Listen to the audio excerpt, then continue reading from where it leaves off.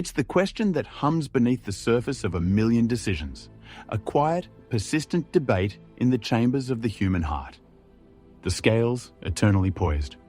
On one side, the shimmering, undeniable allure of material wealth.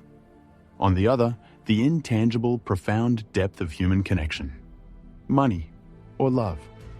Which weighs more in the pursuit of that elusive state we call happiness? Imagine for a moment you are granted one in abundance. Let's say the coin lands heads. Money. A torrent of it, enough to drown every financial worry, to buy every conceivable comfort, every fleeting desire. The gates of the world swing open. Luxury cars, sprawling estates, travel to exotic lands, the deference of strangers, the envy of acquaintances. Freedom, it seems, has a price, and you can afford it. The initial rush is potent, isn't it? The problems that once loomed large now shrink to insignificance. The stress melts away, replaced by a smooth, paved road of opportunity. You dine in the finest restaurants, wear the most exquisite clothes, inhabit spaces of breathtaking beauty. You are powerful. You are secure. Or so you believe. But then, the quiet moments. The vast, empty rooms of that mansion, echoing with your solitude. The conversations that feel transactional. Is their laughter genuine, or a polite acknowledgement of your generosity? Are their friendships real or investments? Trust becomes a rare commodity, harder to acquire than the rarest jewel. Every smile is scrutinized, every motive questioned. You build walls, gilded and high, not to keep others out, but to protect what little authentic self remains within. The joy of acquisition begins to dull. The 10th sports car feels less thrilling than the first. The 100th lavish meal less satisfying.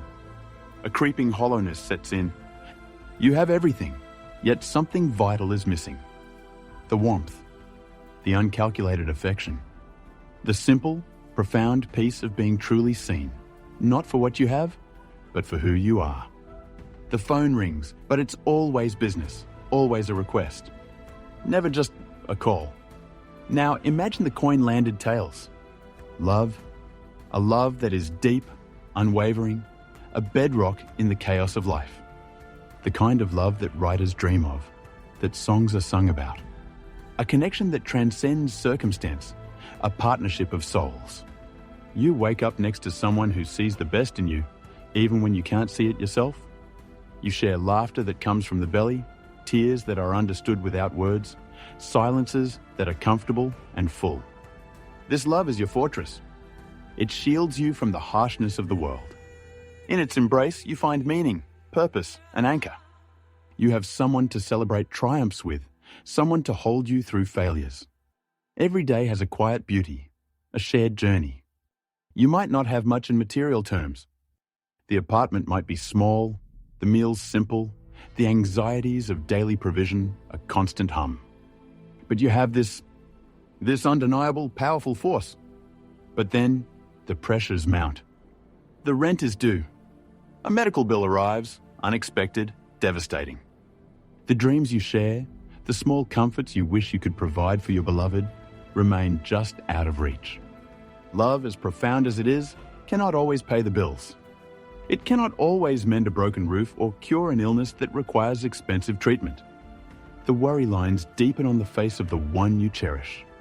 You see the sacrifices they make, the unspoken anxieties they carry. Does the constant struggle begin to chip away at the romance? Does the relentless grind, the lack of breathing room, start to fray the edges of even the strongest bond? Can love truly flourish when survival is a daily battle? When the weight of the world presses down, threatening to crush the very tenderness that sustains you? You see others, those who chose differently. Those with the easy smiles, the carefree lifestyles, bought and paid for. A bitter seed of resentment, or perhaps just a weary longing, might take root. Is love enough when you see your partner shiver because you can't afford better heating? Is it noble to endure hardship together? Or is it a slow erosion of joy, a testament to what could have been if only... The horror, perhaps, isn't in choosing one over the other. The horror is in the realization that neither, in isolation, might be the complete answer. That happiness might be a far more complex, fragile ecosystem. What if the pursuit of absolute wealth leaves you in a gilded desert, thirsting for genuine connection? And what if the purest love, set against a backdrop of relentless poverty, slowly starves under the strain?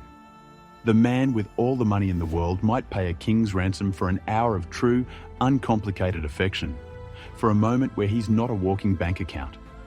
And the couple deeply in love might whisper desperate prayers for a small windfall, just enough to ease the crushing burden, to allow their love to breathe without the constant threat of suffocation.